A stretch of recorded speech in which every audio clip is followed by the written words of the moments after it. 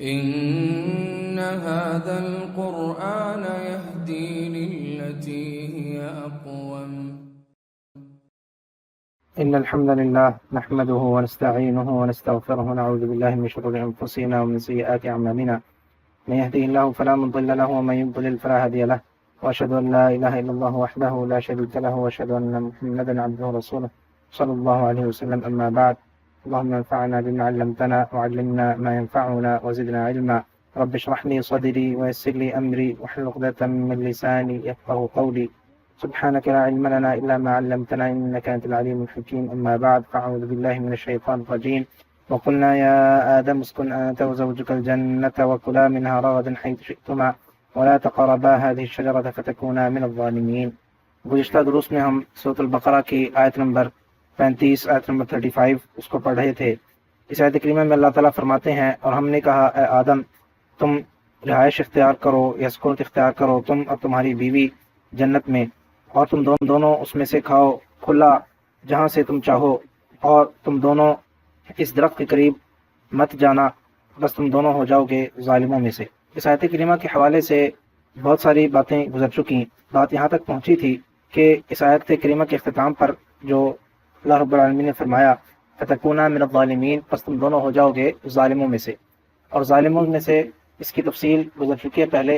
اختصار سے جو بھی انسان گناہ کرتا ہے وہ ظلم ہے، چاہے وہ صغیرہ گناہ ہو چاہے کبیرہ گناہ ہو.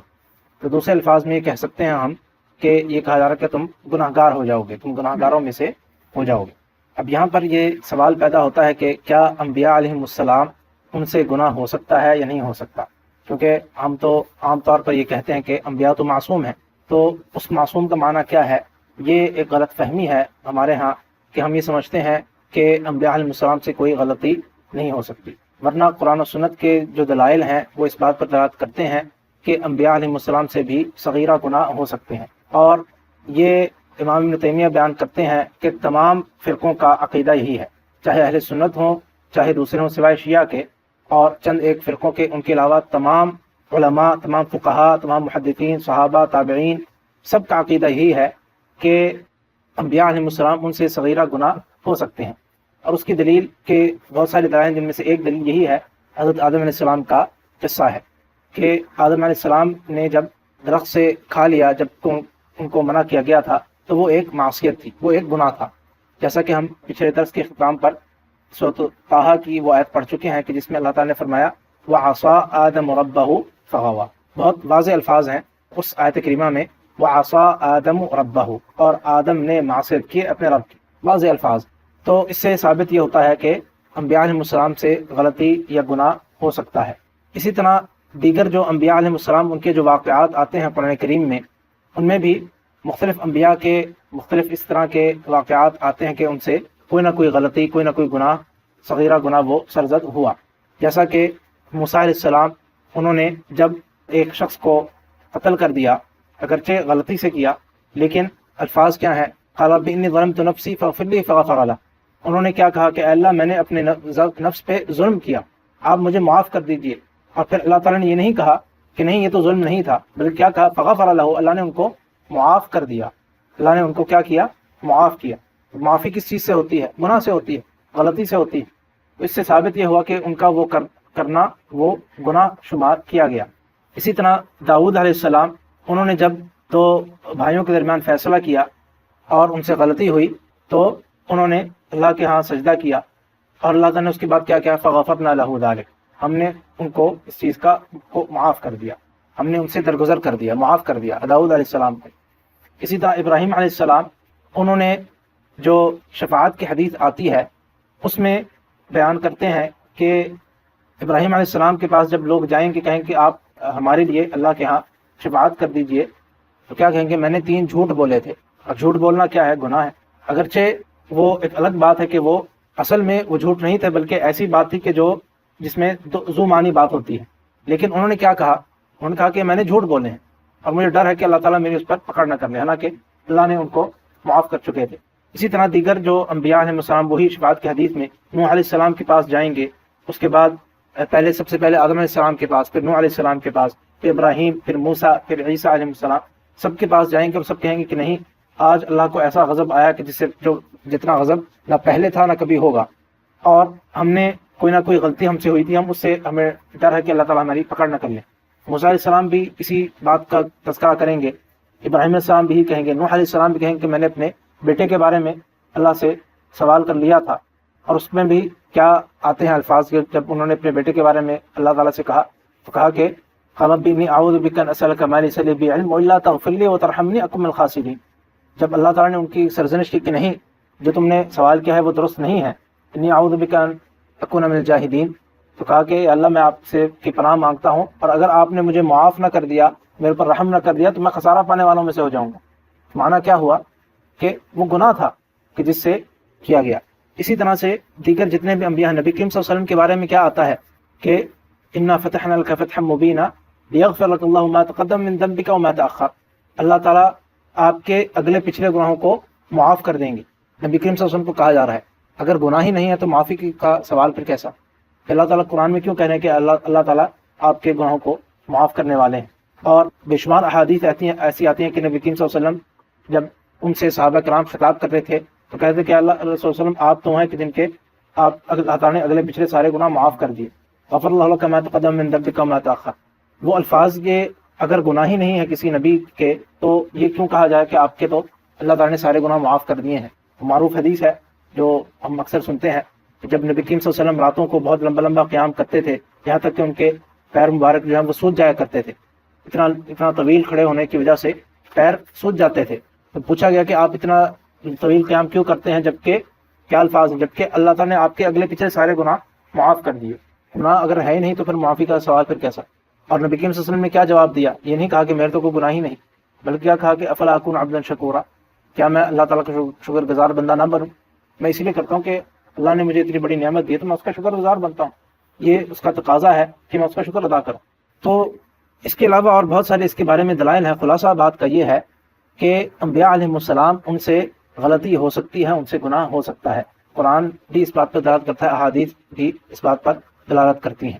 لیکن یہاں پر ایک بات سمجھنے والی ہے، وہ یہ ہے کہ انبیاء علیہ السلام ان کا مقام جو ہوتا ہے وہ اتنا اونچا اور اتنا اعلیٰ ہوتا ہے کہ اگر ان سے کوئی چھوٹی سی بھی سرزنش ہو جائے، چھوٹی سی بھی کوئی کوتاہی ہو جائے تو اللہ تعالیٰ ان پر ان کی پکڑ سخت کرتے ہیں۔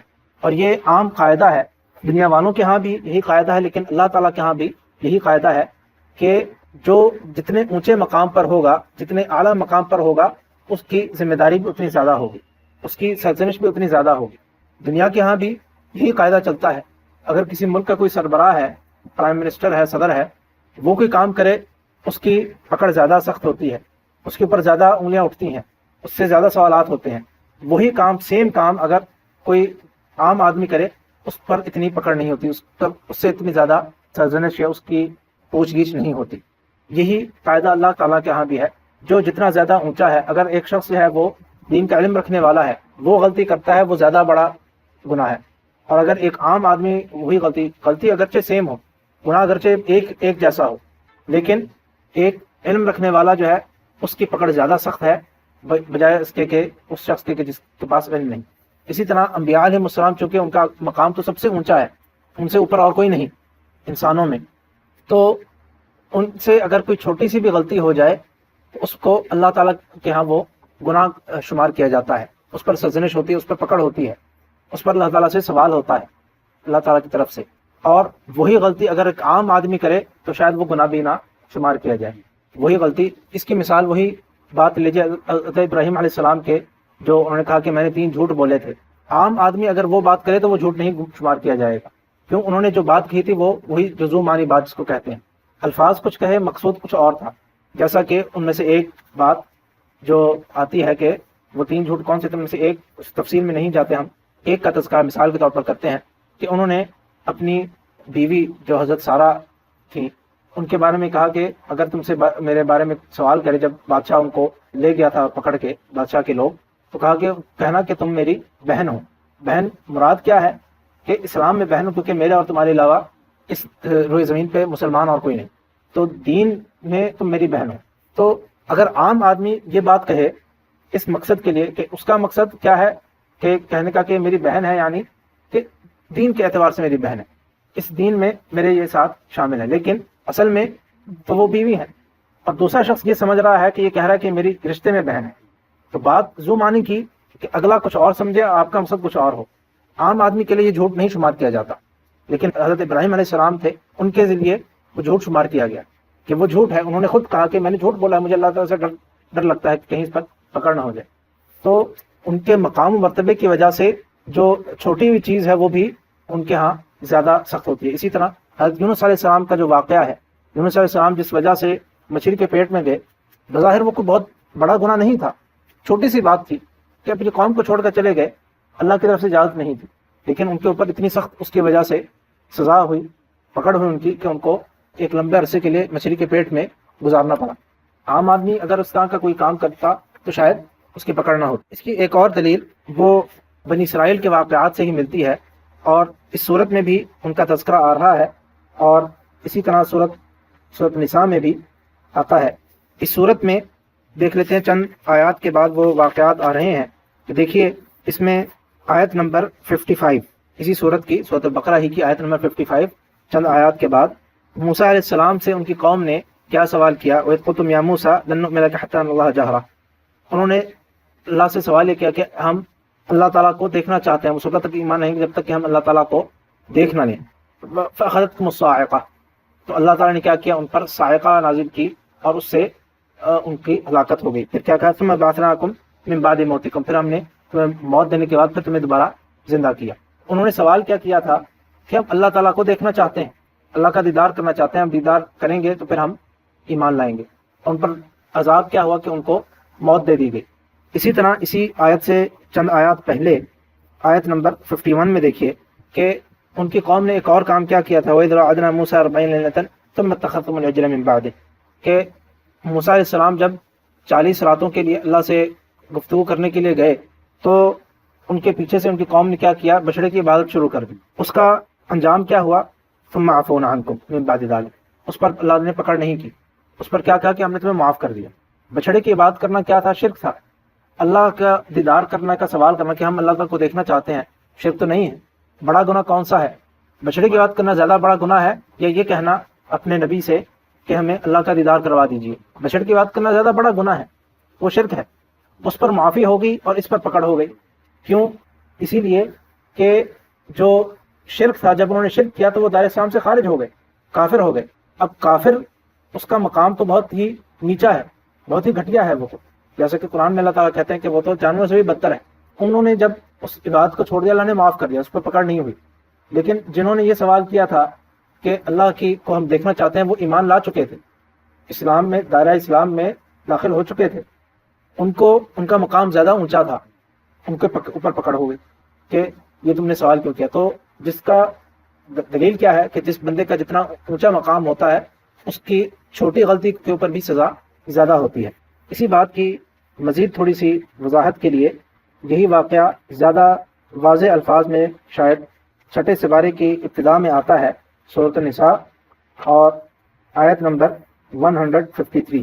اس آیت کریمہ میں اللہ تعالیٰ فرماتے ہیں، یسألک اہل الکتاب ان تنزل علیہم کتابا من السماء فقد سألوا موسى أكبر من ذلك فقالوا أرنا جهرة فأخذهم الصاعقة ظلمهم ثم اتخذوا العجل من بعد ما جاءتهم البينات فعفونا عن ذلك وآتينا موسى سلطانا مبينا۔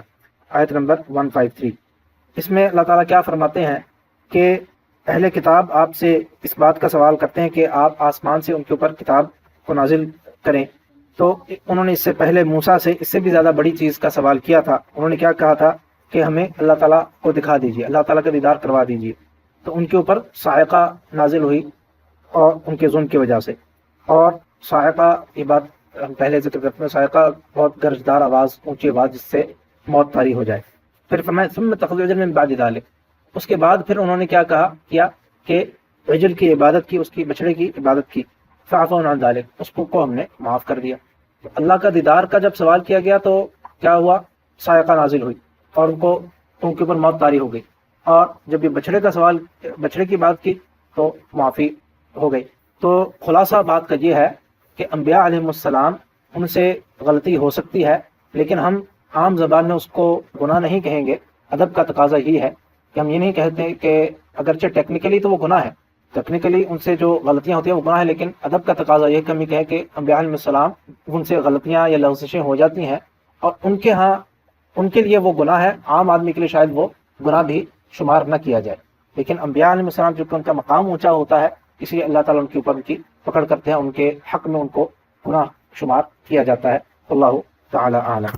یہ اس مسئلے کا خلاصہ تھا کہ انبیاء علیہ السلام ان سے کیا صغیرہ گناہ ہو سکتے ہیں یا نہیں۔ کبیرہ گناہ تو بالاتفاق امت کا اتفاق ہے کہ کبھی کوئی نبی نہیں کر سکتا، کبھی کسی نبی نے نبوت سے پہلے بھی کبھی کوئی شرک نہیں کیا، کوئی کبیرہ گناہ نہیں کیا، نہ نبوت سے پہلے نہ نبوت کے بعد، لیکن صغیرہ گناہ ان کا ارتکاب ہو سکتا ہے، اور وہ بھی گناہ جو ہے وہ ہم اصطلاحی طور پر گناہ کہتے ہیں، لیکن ادباً ہم یہ کہیں گے کہ وہ غلطیاں ہیں، وہ لغزشیں ہیں، اور عام آدمی کے لیے وہ شاید گناہ بھی شمار نہ ہو۔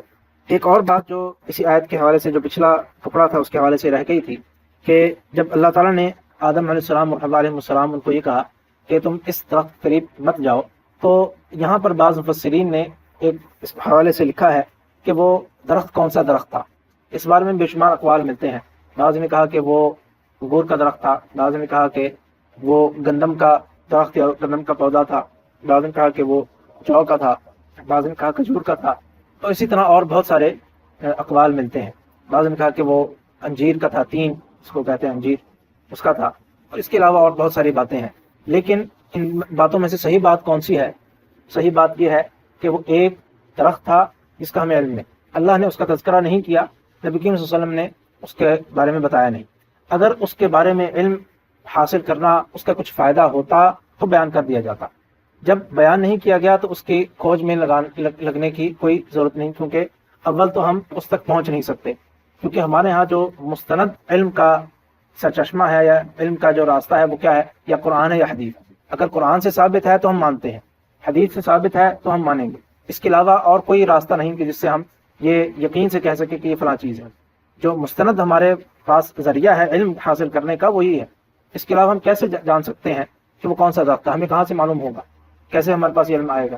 تو پہلی بات یہ ہے کہ ہم اس کی کھوج میں اگر لگانے کی کوشش بھی کریں تو ہم نہیں کر سکتے، اس کی حقیقت کو پہنچ نہیں سکتے، اور اگر پہنچ بھی جائیں بالفرض کسی بھی طریقے سے فرض کر لیں کہ پہنچ جاتے ہیں، تو اس کا کیا فائدہ ہے؟ اس کا کچھ نہ دین میں کوئی فائدہ ہے نہ دنیا میں کوئی فائدہ ہے، اس لیے ایسی چیزوں پر کی طرف جانے کی ضرورت نہیں۔ اور یہ ایک قاعدہ ہے، اس کو آپ یاد رکھ لیجئے کہ جس چیز کا بھی فائدہ تھا، جو ہمارے لیے مفید چیز تھی، وہ اللہ تعالیٰ نے بیان کر دی ہے، یا نبی کریم صلی اللہ علیہ وسلم نے بیان کر دی، جیسا کہ صحابہ کرام نے بیان کیا کہ، اور نبی کریم صلی اللہ علیہ وسلم نے خود بھی اپنی حدیث میں کہا کہ اللہ تعالیٰ نے کسی بھی نبی کو مبعوث نہیں کیا الا یہ کہ اس کو جتنی خیر کی بات معلوم ہو وہ اپنی امت تک پہنچا دی، اس کی ذمہ داری ہے۔ حدیث کا خلاصہ اس کا مفہوم بیان کر رہا ہوں، اور فرمایا کہ اور ساتھ یہ بھی کہ اس کو جو بھی شر معلوم ہو، جو بھی شر کی باتیں معلوم ہو، وہ اپنی امت تک اس کو پہنچا دے کہ یہ شر ہے یہ خیر ہے، اور یہ ہر نبی کو ذمہ داری دی گئی، اس کو جتنے خیر کا علم دیا گیا اس نے اپنی امت تک پہنچا دیا، جتنا شر کا علم دیا گیا اپنی امت تک پہنچا دیا، یہ خیر ہے یہ شر ہے۔ اب اس کے بعد کوئی شخص کہتا ہے کہ نہیں یہ چیز خیر ہے یہ چیز شر ہے، مجھے فلاں جگہ سے علم ہوا ہے، تو وہ جھوٹا ہے، کیونکہ نبی کریم صلی اللہ علیہ وسلم نے کوئی اس میں دین میں کوئی بات چھوڑی نہیں۔ اللہ تعالیٰ قرآن میں کیا کہتے ہیں؟ اکملت لکم دینکم، دین تو کامل ہو چکا۔ جو فائدے کی بات تھی، جس سے ہمیں کچھ نہ کچھ فائدہ ہو سکتا ہے دین میں یا دنیا میں، دین میں یا دنیا میں، دنیاوی باتیں بھی بہت ساری بیان کی گئی ہیں، دنیا کی خیر بھی بیان کی گئی ہے، دنیا کا شر بھی بیان کیا گیا، دین کی باتیں بیان کی، دین اور دنیا کی کوئی بھی خیر ہے کوئی بھی شر کی بات ہے وہ بیان کر دی گئی، اور اگر نہیں بیان کی گئی تو اس کا مطلب ہے کہ اس کا ہمیں کوئی فائدہ نہیں۔ اگر ہمیں بالفرض اس درخت کا پتہ بھی چل جائے تو کون سا ہم تیر مار لیں گے کہ کون سا ہمیں کچھ فائدہ ہو جائے گا؟ اس لیے ایسی چیزوں کی کھوج میں نہیں پڑنا چاہیے۔ اللہ تعالیٰ ہمیں عمل کرنے کی توفیق عطا فرمائے۔ وآخر دعوانا الحمد للہ۔